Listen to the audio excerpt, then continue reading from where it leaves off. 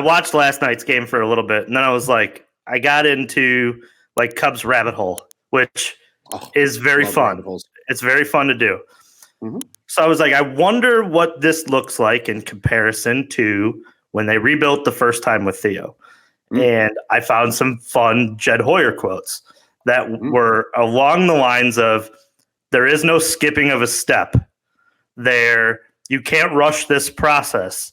There's a matter of development that needs to be met before you move on to another stage of a rebuild. And this just got me to the point where I'm concerned twofold. One, because you watch tonight, and if me and you are this upset, we're diehards, we watch every game, and we take in the product, what does that mean for the tweener people?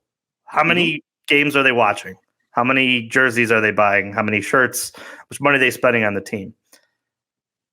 So the flip side of that is, if you're going to solve that, right, would be to invest in a shortstop in free agency or bring in a big-time free agent that fits your timeline.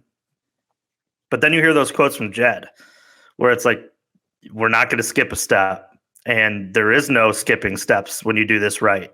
And to build this thing the right way, there's going to be ups and downs and misses, and there's going to be, ways that you're going to be upset with the product that you're watching. But just know that if you skip a step, you're already doing it wrong.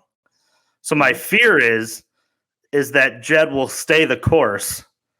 You don't energize this fan base, and we're looking at a whole nother year of this. And it's a very distinct possibility that we are. I hope that's not the case, because I would like them to be competitive next year, considering that a year and a half of bad baseball, I think, with a team that is this high on the payroll is unacceptable. If it means I got to wait another year for success, but it's the right way that this front office views it, I have to trust it. So as a fan, it's like it's a total kick in the dick. And I don't know when it ends. We've been on this for a year and a half talking about things that don't matter in a lot of, large perspectives of what this team will look like when they're finally winning. It's just sad to sit here and it's kind of the same idea, right? Like you said, we all jumped in head first and said, okay, we're on, with this thing, whatever the fuck it is, but we're on, right? But to your point, how long are we on for?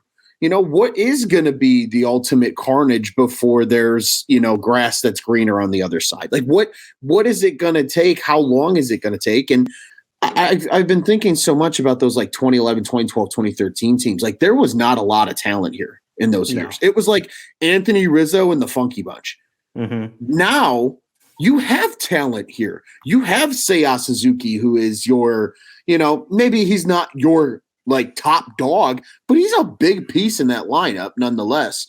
You have Christopher Morel, who appears to be this budding prospect who can play multiple positions, has elite stuff, a guy that fits the mold of where you're trying to go. You have a Nico Horner who, again, we've compared him.